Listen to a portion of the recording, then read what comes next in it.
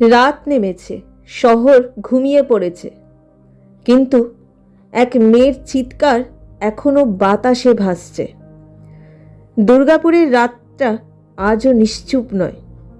আরেকটি মেয়ে, আরেকটি নির্যাতন, আরেকটি অভিশপ্ত নীরবতা। কেউ বলে রাতে 8টার পর বাড়ির বাইরে বেরিও না, কিন্তু প্রশ্ন একটাই, অপরাধী যদি রাস্তায় থাকে তবে কেন মেয়েরাই বন্দী হবে ঘরে? আজকের সমাজে মেয়েরা রাতের নয়, দিনেও নিরাপদ নয়।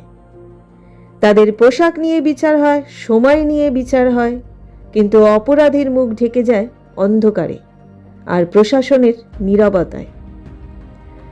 দুর্গাপুরের ঘটনাটা শুধু এক মেয়ের নয়, এটা প্রতিটি মেয়ের কান্না, প্রতিটি পরিবারের আতঙ্ক, প্রতিটি বিবেকবান মানুষের লজ্জা।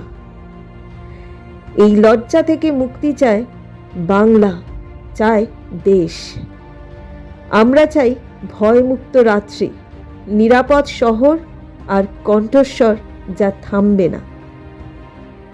নারীকে থামিও না, অপরাধীকে থামাও, কারণ নীরবতা মানে সম্মতি নয়, প্রতিবাদী একমাত্র উত্তর।